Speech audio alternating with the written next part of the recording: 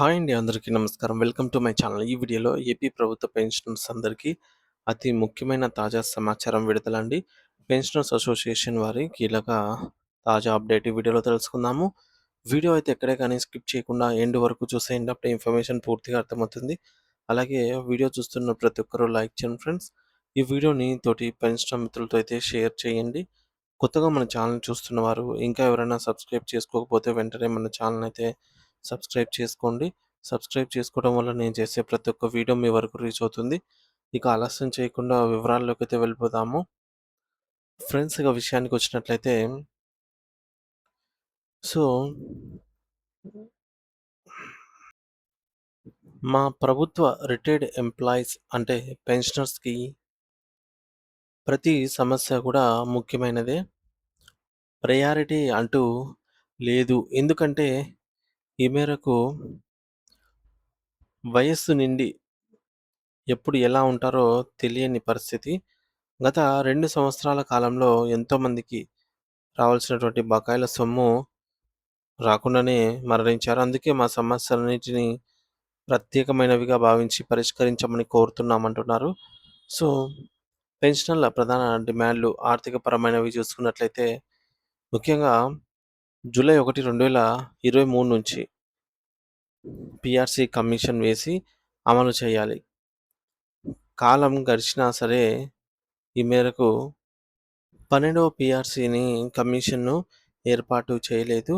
So, IR కూడా ప్రకటించలేదు. ప్రకటించాల్సి ఉంది. సో, రిపోర్టు గడువు ఇవ్వటానికి కూడా గడువును పెట్టాలి. ఇకపోతే 11వ పీఆర్సీలో తగ్గించినటువంటి అడిషనల్ క్వాంటమ్ ఆఫ్ పెన్షన్ తిరిగి 10వ పీఆర్సీలో ఇచ్చినట్లుగా 70 సంవత్సరాల వయసు నిండిన వారికి 10%గా, 75 సంవత్సరాలు నిండిన వారికి 15%గా పునరుద్ధరణ చేసి ఇప్పించమని కోరుతూ ఉన్నారు.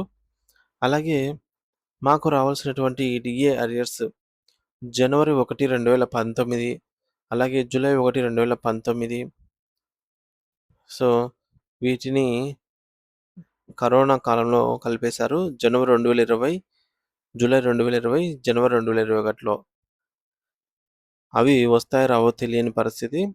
సో, దాని తర్వాత జూలై 2021, జనవరి 2022 అలాగే 2023 జనవరి, జూలై, 2024 జనవరి మొత్తం 8 ఇవ్వాల్సి ఉన్నవి. వాటిని కూడా దశల వారీగా ఇప్పించమని కోరుతున్నాము.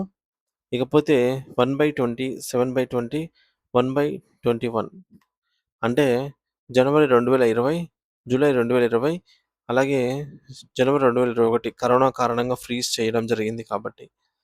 సో, కేంద్రమే వీటికి సంబంధించి పట్టించుకోలేదు. ఇంకా రాష్ట్ర ప్రభుత్వాలు ఏం పట్టించుకుంటాయి. కాబట్టి మిగతావైనా సకాలంలో విడుదల చేయాలనైతే కోరుతున్నారు. సో, ప్రస్తుత ప్రభుత్వం వచ్చిన తర్వాత జూలై 2024, జనవరి 2025, జూలై 2025, జనవరి 2026, జూలై 2026 మొత్తం 5 టీఏ బకాయిలున్నాయి. వీటిని కూడా ప్రకటించమని కోరుతున్నాము అనైతే అంటున్నారు. ఇకపోతే ఈ మేరకు జీఓఎంఎస్ నంబర్ 63 సో, ఈ యొక్క జీవో ద్వారా మనం చూసుకున్నట్లయితే ఈ జీవోని 2025 అక్టోబర్ 21 విడుదల చేశారనమాట. ఈ జీవో ప్రకారంగా ఏప్రిల్ 2024 నెలలో ఇవ్వాల్సినటువంటి 10% డీఆర్‌ను వెంటనే ఇప్పించాలి. అలాగే 11వ పీఆర్సీ బకాయిలు కూడా ఇప్పించమని కోరుతున్నామంటున్నారు. సో, ఇవి ఏప్రిల్ 1, 2020 నుంచి 31 డిసెంబర్ 2021 వరకు మాకు ఇంతవరకు రావాల్సిన అన్ని రకాల బకాయిలు కలిపి లెక్కగట్టి ఆ సదరు వివరాలన్నీ కూడా పే స్లిప్‌లో నమోదు చేయాలంటున్నారు. సర్వీసు పెన్షనరు, ఫ్యామిలీ పెన్షనర్ మరణిస్తే వారి కుటుంబ సభ్యులకు ఎంత సొమ్ము వస్తుంది? ఎలా తెలుస్తుంది? అనైతే అడుగుతున్నారు.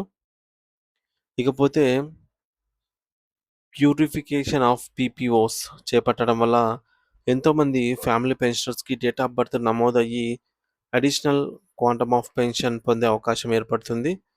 సో, ఈ ప్యూరిఫికేషన్ పీపీఓ చేపట్టడం ముఖ్యం. సో, దీన్ని చేయమని అడుగుతున్నారు.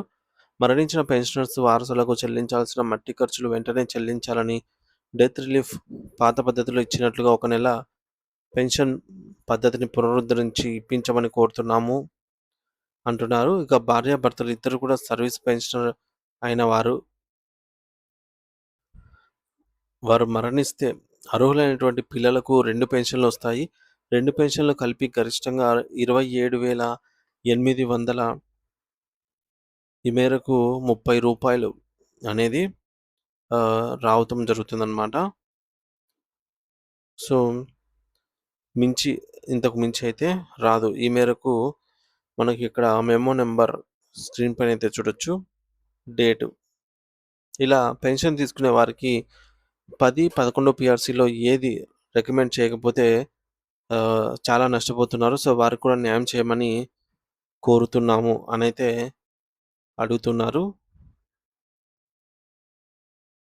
ఇకపోతే యూజీసీ స్కేల్స్ పొందుతున్నటువంటి కళాశాల అధ్యాపకులకు 11 పీఆర్సీ వరకు రాష్ట్ర ప్రభుత్వం పెన్షనర్స్‌కి ఇస్తున్నట్టుగా 70 సంవత్సరాలు నిండిన వారికి 10% అడిషనల్ క్వాంటమ్ ఆఫ్ పెన్షన్, 75 సంవత్సరాలు నిండిన వారికి 15% అడిషనల్ క్వాంటమ్ ఆఫ్ పెన్షన్ ఇచ్చేవారు. సో, 11 పీఆర్సీలో దాన్ని నిలుపుదల చేశారు.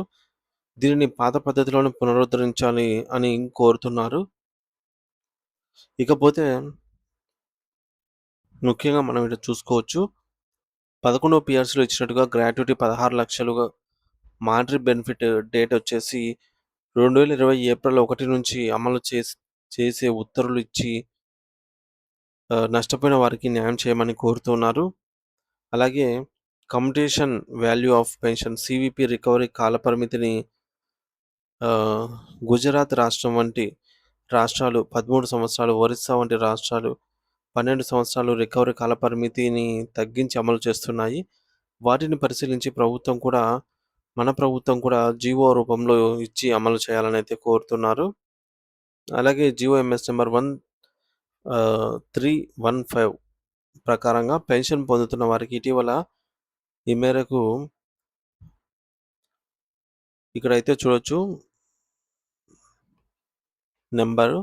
సో, ఈ యొక్క మెమో ప్రకారంగా ఇచ్చిన దాని ప్రకారంగా సర్వీస్ పెన్షన్ బ్రతికుండగానే విడాకులు పొందిన కుమార్తెలు ఆధారపడి ఉండాలి అనడం ఎంతవరకు న్యాయం సార్? ఇది ఎప్పుడు వక్రీకరిస్తుందో తెలీదు. దాన్ని సవరించి సర్వీసు మరియు ఫ్యామిలీ పెన్షనర్ ఇద్దరిలో ఎవరిపైన ఆధారపడి ఉన్నా సరే అని సవరించి అర్హులుగా ఉత్తర్వులు ఇప్పించమని కోరుతున్నారు.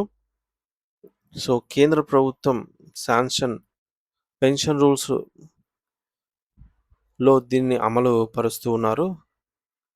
ఇకపోతే మున్సిపల్ రిటైర్డ్ ఎంప్లాయీస్ సీవీపీ మంజూరు చేయు అధికారం మున్సిపల్ అడ్మినిస్ట్రేషన్ వారి నుండి ఆయా జిల్లాల ఆడిట్ అధికారులకు బదిలీ చేయవలసిందిగా కోరుతున్నాము. దీనివల్ల ఒకే చోట శాంక్షన్‌తో పాటు సీవీపీ కూడా ఒకేసారి కాలయాపన లేకుండా ఉంటుంది అంటున్నారు. ఇక రాష్ట్ర వ్యాప్తంగా రిటైర్ అయినటువంటి క్లాస్ 4 పెన్షనర్స్‌లో కొంతమందికి 010 సాలరీ హెడ్ కింద పెన్షన్ ఇస్తున్నారు. కానీ చాలా మందికి 010 హెడ్‌కి మార్పు జరగలేదు. దీనివల్ల వారి అడిషనల్ క్వాంటమ్ ఆఫ్ పెన్షన్ అనేది వారికి ఇవ్వటం జరగలేదు. ఎల్ఎఫ్ అడిషనల్ వారికి తగిన సూచనలు ఇచ్చి దాన్ని సవరించి వారికి న్యాయం చేయాలనైతే కోరుతున్నారు.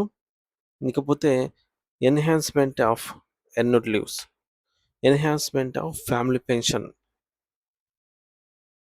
పీరియడ్ వచ్చేసి పీరియడ్ స్పాన్ 2010, 15లలో ఉన్నట్టుగా 7 సంవత్సరాలు నిర్ణయించి 69 సంవత్సరాల వయసు కానీ రిటైర్ అయిన తర్వాత 77 సంవత్సరాలు కానీ ఏది ముందైతే అంతవరకు ఎన్హాన్స్డ్ ఫ్యామిలీ పెన్షన్ చెల్లించినట్లుగా ఉత్తర్వులు జారీ చేయాలి. ఇక ఆరోగ్యపరమైనవి ఈహెచ్ఎస్ కార్డుపై క్యాష్‌లెస్ వైద్యం ఇన్సూరెన్స్‌లో ఎన్టీఆర్ వైద్య సేవ ట్రస్ట్ ద్వారా మాత్రమే అమలు చేసి నిర్వహించి అందరికీ పూర్తి స్థాయిలో మెరుగైన వైద్యం అందేలాగా చూడమని కోరుతున్నారు.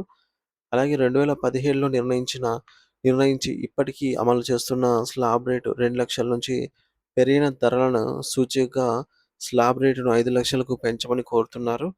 ప్రస్తుతం ఆధునిక వైద్యం అందుబాటులోకి వచ్చిన సందర్భంగా the robotic TKR in the EHS procedure as it is the latest and updated treatment for నీ ట్రాన్స్పరెన్షియేషన్ కూడా చేర్చాలి అంటున్నారు. అలాగే ప్రస్తుతం మెడికల్ రింబర్స్మెంట్ వచ్చేసి 31 మార్చి 2026తో పూర్తిగా అయిపోయింది. సో, వెంటనే పొడిగింపు ఉత్తర్వులు జీవో ఇవ్వాలి. అలాగే జిల్లా పరిధిలో శాంక్షన్ చేసి మెడికల్ రీయింబర్స్‌మెంట్ బిల్లుల పరిధిలో 50,000 నుంచి రూ. 1,00,000 పెంచాలి. అలాగే మెడికల్ రీయింబర్స్‌మెంట్ బిల్లులు త్వరితగతిన శాంక్షన్ చేయించిపించాలి. ఈ విధానం సులభతరం చేయాలి. మా పెన్షనర్స్‌కి డీడీఓలు, ఏటీఓ ఆర్ ఎస్టీఓలు కాబట్టి వారి ద్వారా పంపుకునే విధంగా వెసులుబాటు కల్పించమని కోరుతున్నారు. ఇక ఇతర 25 మార్చి 2025న కేంద్ర ప్రభుత్వం ప్రవేశపెట్టినటువంటి ఆర్థిక సవరణ బిల్లులో భాగంగా పెన్షన్ సవరణలు చేర్చి పార్లమెంట్‌లో ఆమోదించుకొని బిల్లు పాస్ అయి రాష్ట్రపతి చట్టంగా రూపొందించబడింది. ఈ వాలిడేషన్ యాక్ట్ వల్ల మా ఓపీఎస్ పెన్షనర్లకు బేసిక్ పెన్షన్ రివిజన్ లేకుండా ఉండే పెను ప్రమాదం ఉంది. సో, మన రాష్ట్ర ప్రభుత్వం కలుగజేసుకొని మాకు న్యాయం జరగాలని చూడాలని అయితే కోరుతున్నాము అని అయితే అంటున్నారు. ఇక పెన్షనర్ సంక్షేమం కోసం కోరి ప్రత్యేక కార్పొరేషన్ ఏర్పాటు చేయమని కోరుతున్నాము అని అయితే అంటున్నారు. ఇంటి స్థలం కూడా లేని ప్రభుత్వ రిటైర్డ్ ఎంప్లాయీస్‌కి ప్రభుత్వం రేటు ప్రకారంగా ఇంటి స్థలం ఇప్పించమని కోరుతున్నాము అంటున్నారు. ఇక మా సమస్యలను పరిష్కరించి వృద్ధులైన మాకు మానసిక ప్రశాంతత చేకూర్చమని కోరుతూ మాలో కూడా వెలుగు నింపండి అని అయితే కోరుతున్నారు. మా సంఘం భవనాలపై ప్రాపర్టీ ట్యాక్స్ రద్దు చేసి జీవో వెంటనే ఇప్పించాలి అంటున్నారు. అమరావతిలో మా సంఘానికి భవన నిర్మాణం కోసం 500 స్క్వేర్ యార్డ్ స్థలం ఇప్పించమని కోరుతున్నాము అని చెప్పేసి పెన్షనర్స్ అసోసియేషన్ వారు తమ డిమాండ్స్‌ని ఈ విధంగా ప్రభుత్వానికి అందజేయడం జరిగింది ఫ్రెండ్స్.